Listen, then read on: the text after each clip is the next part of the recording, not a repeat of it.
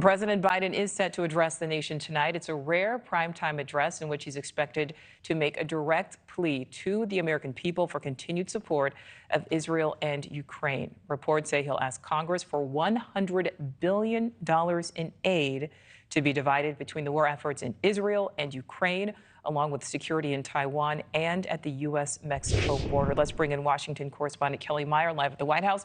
And Kelly, this will be a major address. It's happening from the Oval Office. What else are we expecting?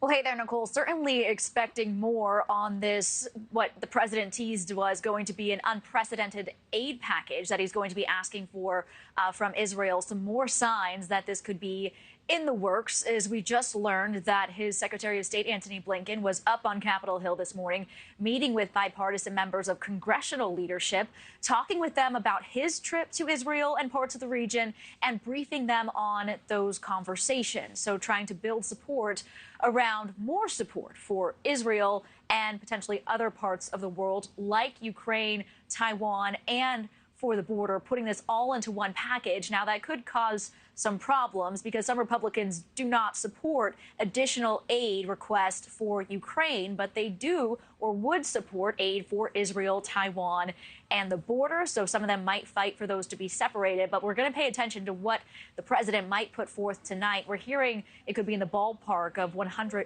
billion total for this potential request from President Biden.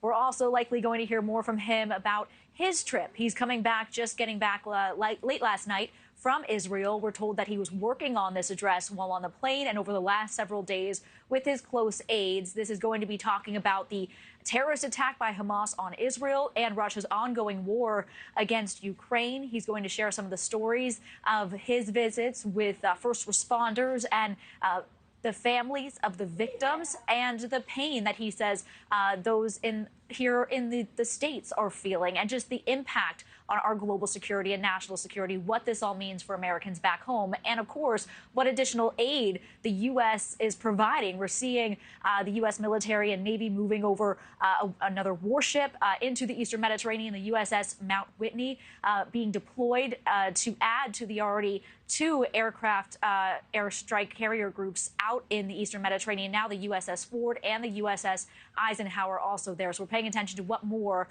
aid President Biden may announce tonight. We're also watching to see, finally, what more action he could take against Hamas, or potentially what kind of stance he'll take on Iran. We saw over the last 24 hours, the White House, the Biden administration issue sanctions on Hamas and Iran, though the White House hasn't yet linked Iran directly to that attack by Hamas on Israel. Nichole. Yeah, and there's a lot of people waiting for that link to be made. We'll see if that happens. Kelly Meyer live for us there in front of the White House. Thank you, Kelly. Thank you for watching. Go to newsnationnow.com to find News Nation on your television provider. And don't forget to click the red subscribe button below to get more of News Nation's fact-driven, unbiased coverage.